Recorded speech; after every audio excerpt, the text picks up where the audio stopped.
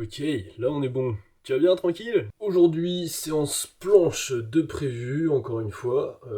Pareil, je vais tester, je vais m'échauffer un petit peu. J'ai encore des petites courbatures au dos de la dernière fois. Ma dernière séance planche remonte à 4 jours, si je dis pas de bêtises. Sauf que entre temps, j'ai bossé un petit peu en technique. Il y a 4 jours, j'ai fait ma séance planche. Il y a 2 jours, j'ai fait une séance front. Aujourd'hui, probablement séance planche du coup. Tous les jours, j'ai fait un petit peu d'élastique, donc de planche presse à l'élastique, sans forcer le moins du monde. Donc je mettais un élastique plutôt conséquent. Je faisais 2-3 reps et dès que je sentais le moindre signe de difficulté, de fatigue, tout ça, j'arrêtais. Pourquoi est-ce que j'ai fait ça? J'ai vu que ces derniers temps, ma technique était vraiment exécrable en planche et qu'il fallait vraiment que je corrige ça parce que c'était elle qui m'handicapait plus tant ma force en fait. Que dire de plus? Début de l'échauffement, c'est parti.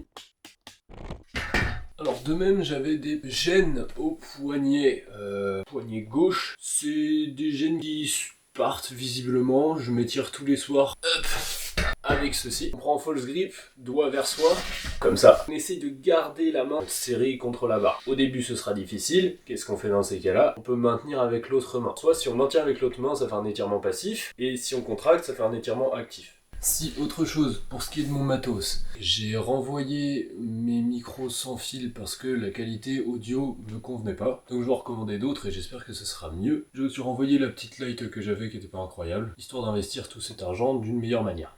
Pas de gêne, pas trop de craquements aux épaules aussi. Depuis que je me remets à taffer un peu le front, je sens que ça part. Ça, c'est l'auteur de Overcoming Gravity, je ne sais plus comment il s'appelle.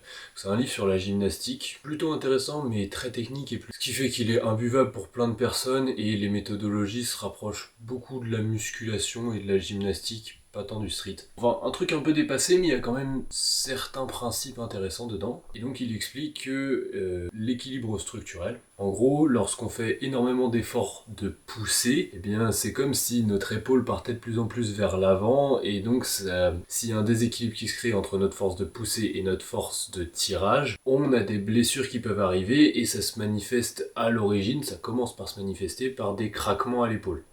Moi j'avais ces craquements là parce que je faisais beaucoup de poussée et très peu de tirage. En réalité, déséquilibre structurel, c'est pas un terme forcément adapté, c'est surtout qu'il y a un manque de mobilité d'un côté en fait.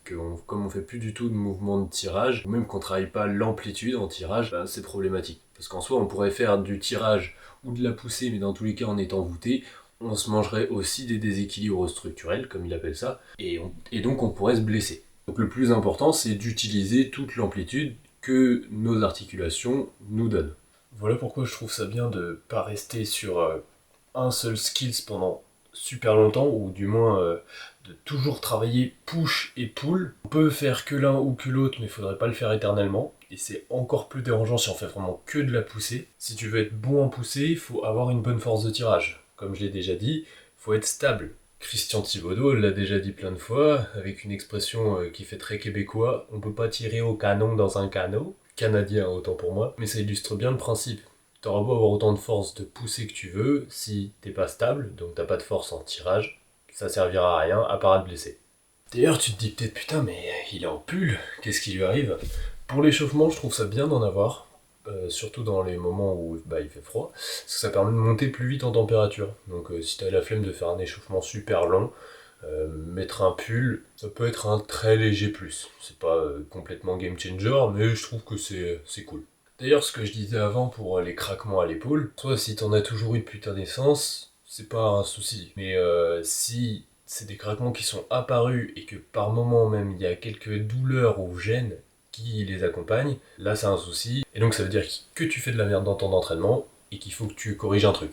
Bon, comme d'hab, je vais tester un petit peu les skills sur lesquels je compte bosser, voir celui qui passe le mieux. Ah oui, je viens d'ouvrir mes fenêtres, ça me faisait penser à quelque chose. Le taux de CO2 dans une pièce, il influe aussi sur tes capacités cognitives. Ça, tu peux t'en rendre compte peut-être quand en lendemain de soirée, vous êtes 10 à avoir dormir dans la même pièce, et juste la sensation d'étouffer est intenable. Bon, c'est pas en lendemain de soirée que tu ferais des problèmes de maths, et donc que tu t'en rendrais forcément compte, mais cumulé à l'alcool, tout ça, ça arrange pas le fait que tu sois vaseux. Donc ouais, un petit tips comme ça, même si en hiver il fait froid, c'est quand même important d'aérer les pièces, parce qu'il en va de ta santé mentale.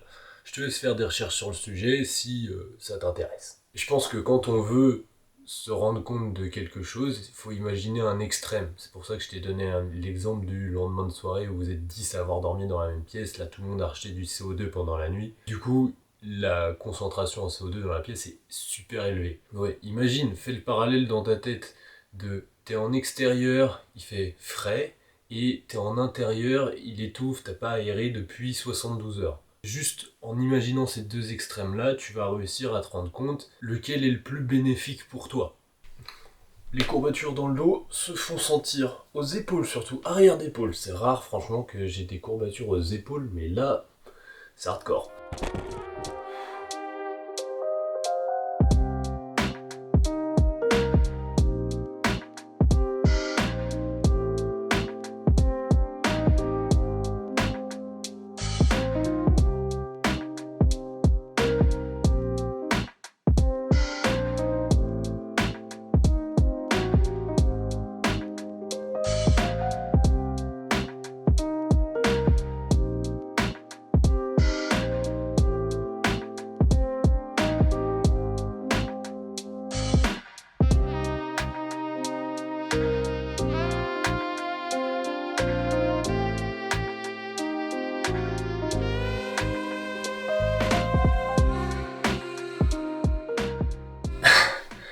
Alors, qu'est-ce que j'ai fait? Je me suis rendu compte que le problème c'est qu'avec les paras, j'avais tendance à trop comprimer ma main, enfin mon poignet, et donc je cherchais pas à maintenir l'équilibre. Comme j'avais un problème technique, ça diminuait la durée de mes combos, donc j'ai pas la sensation de forcer autant, et comme je force pas beaucoup, je progresse pas beaucoup. Donc je sais qu'il faut que je bosse plus sur la technique, et la solution que j'ai trouvée du coup c'est bosser au sol. Faut savoir que les planches au sol, c'est peut-être la 4e ou la 5e que je fais de ma vie là.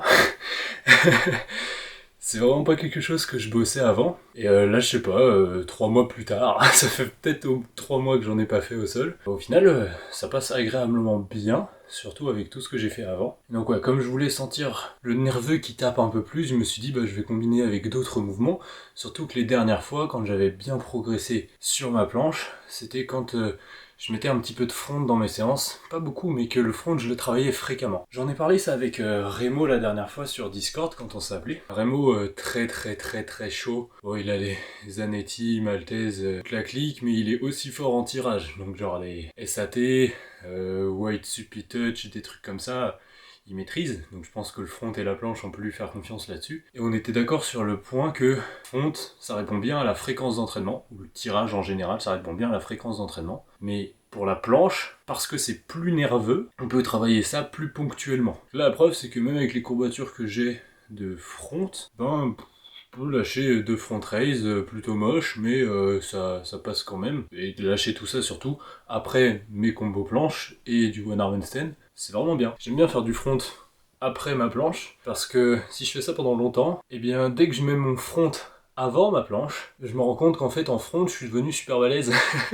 Parce que quand tu t'habitues à faire un truc en étant tout le temps fatigué, dès que t'es plutôt en forme quand tu le fais, tes performances elles sont incroyables. Bon, j'ai remarqué que ça marchait bien dans ce sens-là pour moi.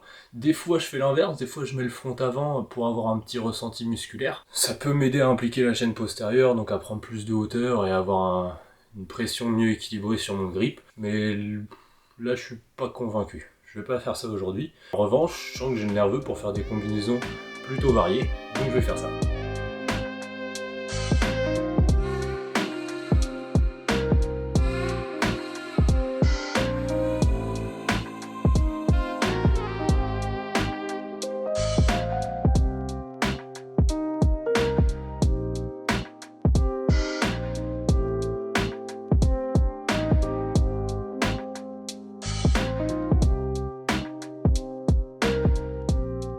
Non, vraiment, le grip para, j'ai pas un bon feeling dessus aujourd'hui, c'est le sol qui passe beaucoup mieux. Donc c'est pas grave, c'est sol. Surtout qu'il faudrait que je m'y mette si je veux commencer à pouvoir faire des gros combos one arm handstand, one arm fly et planche.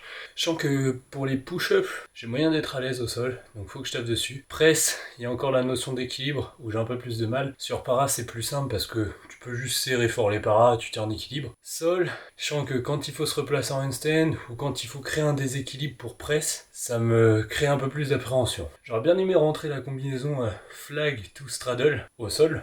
parce que sur parage c'est l'affaire, mais au sol c'est une autre histoire. À taffer, parce que celle-là elle est très très bien pour renforcer les obliques, pour se préparer au mouvement comme la one arm planche ou la side planche, c'est vraiment top. Et surtout je remarque que je suis capable d'encaisser des combos plutôt longs, sans trop de soucis. Ça en soi c'était un petit run de battle, c'est un petit 45 secondes.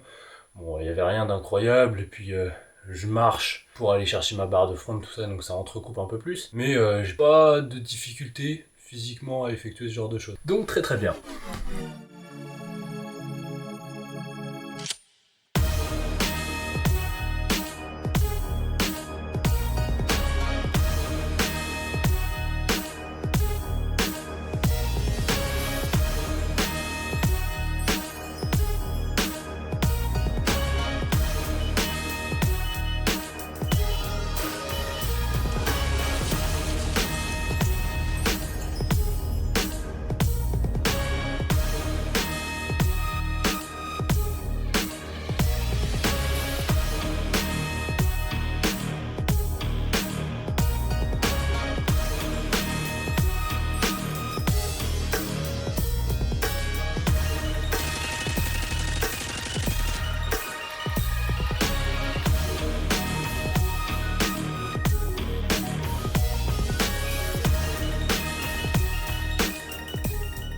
J'ai regardé un petit peu le récap vidéo, j'ai compris pourquoi j'arrivais pas à faire la transition flag ou planche. À mon sens, c'est que je replace pas la protraction en fait. Quand je plonge vers l'avant, je plonge trop vers le sol, au lieu de d'abord abaisser mes épaules et passer en protraction, alors que je suis encore en flag, d'abord abaisser et bien protracter, et ensuite je peux plonger dans la trajectoire de la tête. Et si je fais juste plonger alors que j'ai encore les épaules un peu relevées, épaules que t'es censé avoir relevées si tu fais un flag, j'ai perdu ma phrase. Si t'as pas les épaules abaissées quand tu fais la transition, et ben automatiquement, tu peux pas transmettre la force parce que là l'épaule elle est pas dans son socle, donc la planche elle tombe peu que s'affaisser.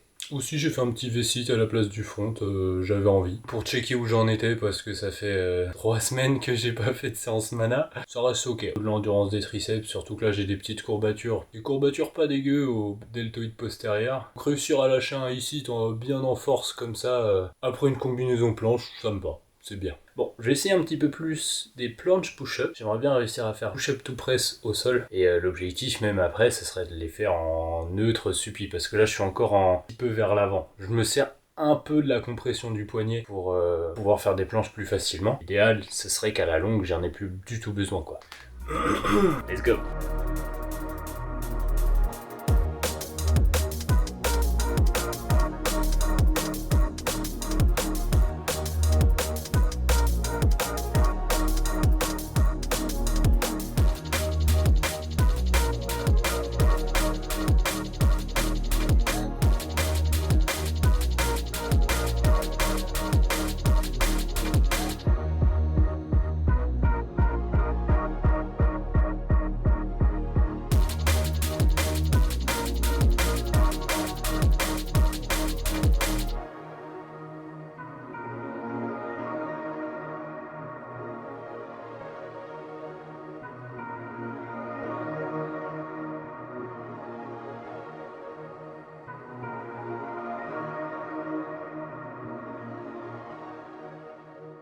Ok, j'ai le somme de me péter la tronche à la suite des 2 push-ups parce que vraiment push-up, bon, je te l'accorde, elles sont toujours moches, mais c'était vraiment une perte d'équilibre. C'était un fail technique parce que je sentais que j'avais la force de le press.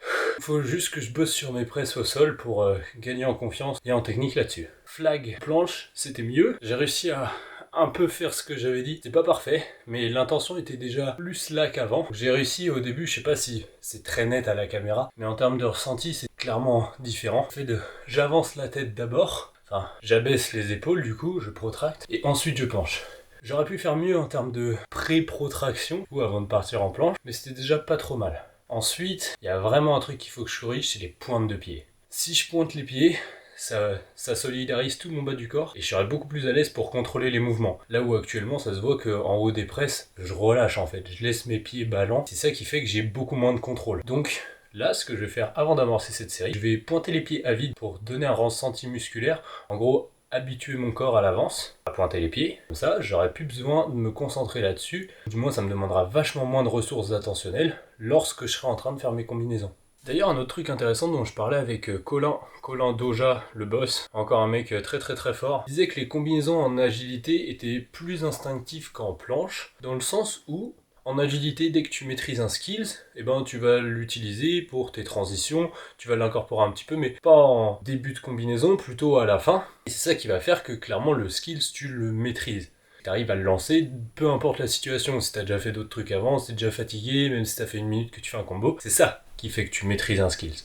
En statique, c'est beaucoup moins fait. C'est pour ça qu'il y a pas mal de personnes qui perdent les skills qu'ils ont débloqués, parce qu'ils les incorporent pas dans leurs nouveaux entraînements. Par exemple, le mec qui débloque son back lever, il dit ok, maintenant c'est bon, je pars sur la planche, je pars sur le front lever, parce que comme il fait plus jamais de back lever, eh ben il va le perdre au fur et à mesure. Alors qu'il pourrait tout à fait l'utiliser dans ses combinaisons, en transition pour récupérer un petit peu, et de cette manière, il maintiendrait, et en plus, ça lui permet d'entrecouper sa combinaison pour souffler un petit peu, donc il peut fournir davantage de volume sur le skills principal. Donc au final, c'est vraiment bénéf sur toute la ligne. Donc ouais, pour citer Colin, c'est beaucoup plus instinctif en agilité de mettre les skills qu'on maîtrise dans nos combinaisons, mais on devrait aussi le faire en statique. Moi je fais de la planche aujourd'hui, mais j'incorpore un petit peu de one arm handstand. J'en mets un petit peu justement pour que ça fasse une transition, pour pouvoir attaquer la planche convenablement après. Et je rajoute un petit peu de tirage aussi, parce que les fois où je me concentrais trop sur la planche sans faire du tout de tirage ou de handstand à côté, bah je stagnais tout simplement. C'est pas des efforts assez longs en planche, et je maintenais pas les autres skills que j'avais à côté. Je lance un petit combo, c'est mon 5e là, mine de rien, mais étant donné que je suis au sol, je force peut-être pas autant, du moins j'endure peut-être pas autant, mais c'est une dimension qui me plaît beaucoup. Le sol, je trouve que c'est vraiment la liberté absolue. C'est génial, tu peux t'entraîner où tu veux, quand tu veux, tu fais ce que tu veux. Imagine, dans ta discipline, c'est comme le breakdance, c'est comme les meilleures disciplines, c'est des disciplines où t'as besoin de rien. Juste, t'es là, t'as ta bite et ton couteau, et même si t'as pas de couteau, c'est pas grave. Remarque, tu me diras, même si t'as pas de bite non plus, c'est pas grave. Enfin bref, tout ça pour dire que le street, c'est comme ça.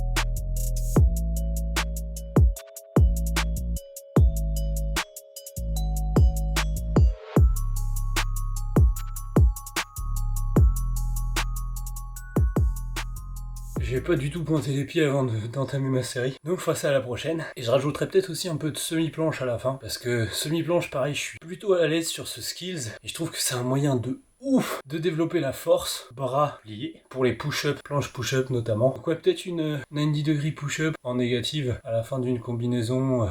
Par exemple, là, j'ai relancé un handstand à la fin, j'aurais pu faire une 90 degrés en négative, ça aurait été cool. Ça, tu peux t'en servir dans tes combinaisons à toi, par exemple. Si tu sais que, comme moi, t'es plus fort en bras pliés qu'en bras tendus, le cas de pas mal de personnes quand même, eh bien, tu incorpores le bras tendu en début de combo, si c'est sur ça que tu veux bosser, bien évidemment.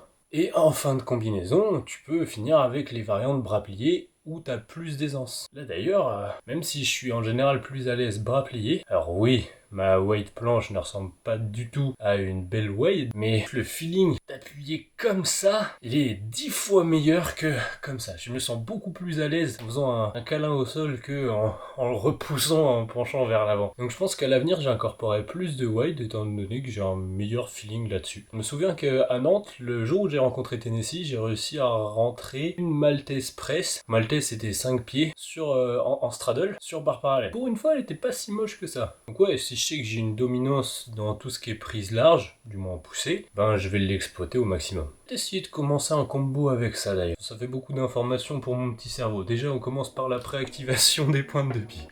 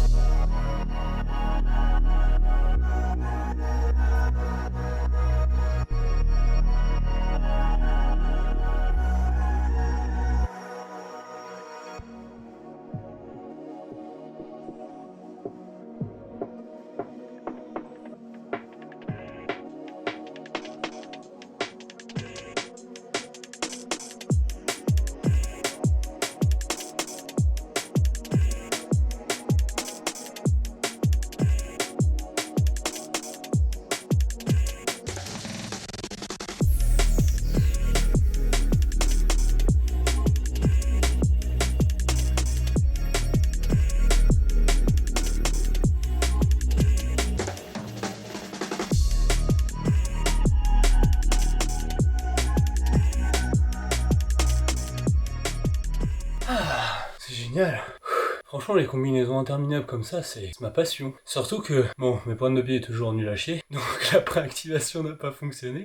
C'est con, la théorie était bien pourtant. Je te rassure, ça facilite, ça marche pas à tous les coups, mais ça facilite quand même la correction des détails techniques qui posent problème. De toute façon, instinctivement, quand tu vois que t'as un problème en protraction, avant de lancer ta série, tu protractes un petit peu à vide. C'est le même principe. Ouais, je disais impressionnant par contre, mon one leg touch. Alors, oui, j'ai des courbatures encore de zinzin à l'arrière d'épaule, mais je n'avais pas l'impression de forcer en faisant un one leg touch. Et ça sent très très bon. Surtout si c'est après des combinaisons comme ça, là, c'est ma 5e, 6e combinaison, je sais plus. Après de la planche, après du travail bras tendu surtout, après même du travail d'équilibre, que ça passe aussi bien, ça sent vraiment très bon. Surtout, là, cet entraînement, il est difficile, mais il est plaisant. Et ça, c'est quelque chose que j'avais un peu perdu quand je bourrinais trop, juste planche, comme j'ai fait aux derniers entraînements. Je faisais juste planche ou juste front. Ça, c'est ce qui m'a vraiment desservi ces dernières semaines. Ça m'a permis de maintenir mon niveau, mais c'est pas assez plaisant pour que vraiment je me dise... Oh, j'ai rien à foutre, je relance une série de semi-planches à la fin même si je suis déjà rincé, enfin, ça me permet de voir l'entraînement vraiment du bon côté dès qu'il me plaît et j'arrive à me donner beaucoup plus. Consciemment ou inconsciemment, on se donne toujours plus dans quelque chose qu'on aime. Pour la prochaine combinaison, je vais me laisser quand même un peu plus de temps de pause, parce que là j'étais que à 3 minutes de pause entre les séries, pas énorme parce que la combinaison que je fais doit durer 1 minute, un truc comme ça.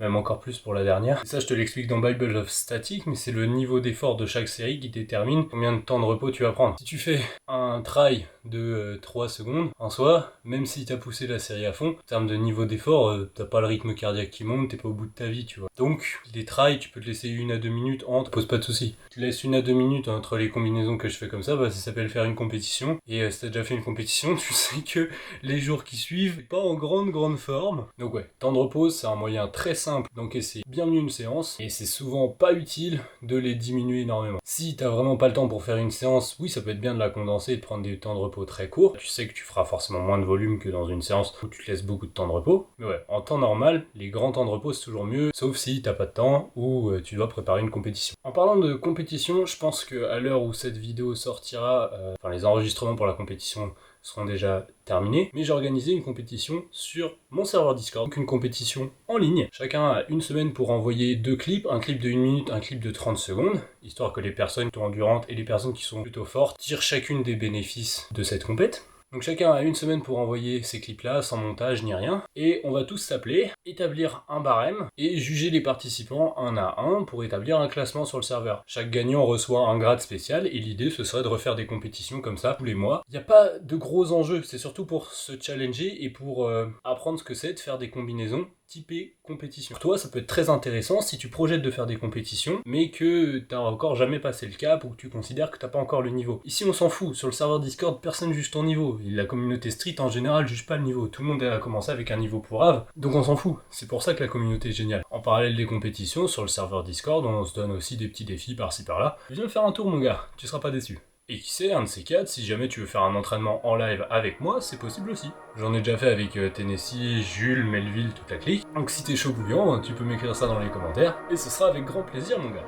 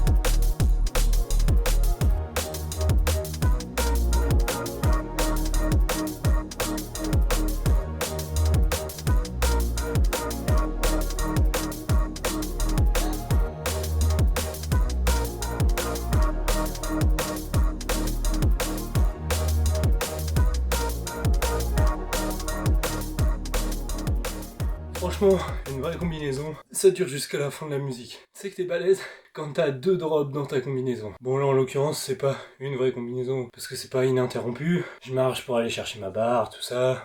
Il y a des fails, c'est moche. Je m'en bats les couilles. Je kiffe cet entraînement, c'est génial. Donc qu'est-ce que je vais faire en renfo? Un petit peu de poussée. Élastique, je suis pas certain, parce que visiblement j'ai un peu de mal quand même à me concentrer, à pointer les pieds en planche. Je pense que je peux tester, mais je suis pas convaincu me connaissant que ça sera ok. Donc pas non plus handstand push-up en libre, ça va me demander de la concentration et j'ai pas envie de me concentrer là. Donc je vais tester planche presse élastique, étant donné que les presses c'est ma lacune. Et si ça passe pas, je ferai soit le renfo sur barre parallèle, soit les pseudo push-up.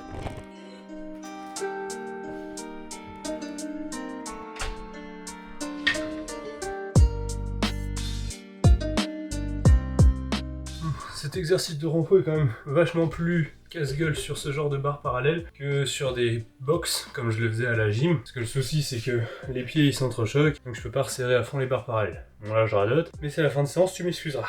Ouais, comme quoi, faut suivre à son instinct. J'ai testé juste les élastiques, juste les ai mis, j'ai essayé de lean, je me suis dit non, c'est mort, je veux pas réussir avec les élastiques. Donc je passe aux autres exercices qui sont plus simples. En soi, se connaître, ça fait juste gagner du temps.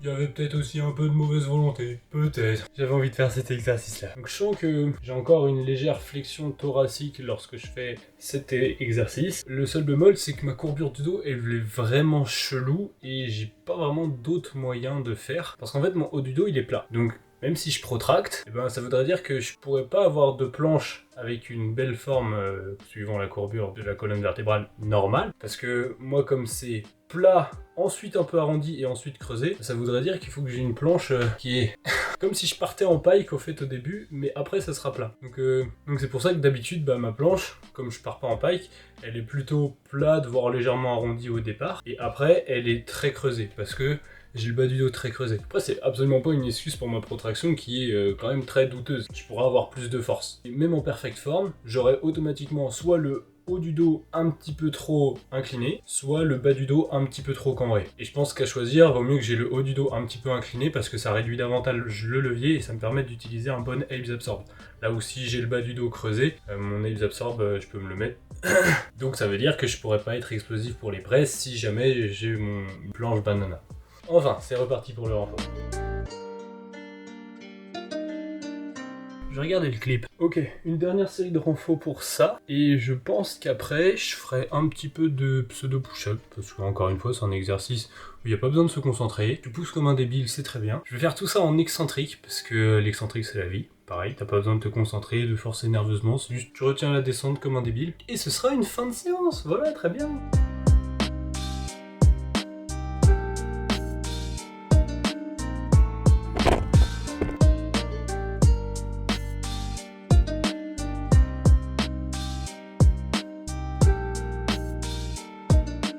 Voilà, donc c'est une fin de séance pour moi. Très bonne séance, j'ai bien aimé parce que j'ai fait du sol et le sol, c'est mon agra préféré. Avec les anneaux, je pense. Ce mode de travail, faire une combinaison avec tout, me plaît beaucoup. C'est satisfaisant de réussir à rentrer des trucs pas dégueux après avoir fait une combinaison planche. Donc je vais me concentrer un peu plus là-dessus sur mes séances à venir. J'espère que cette vidéo t'a plu et que t'en as tiré des choses utiles pour tes entraînements. À la prochaine, entraîne-toi bien, c'était Moulax.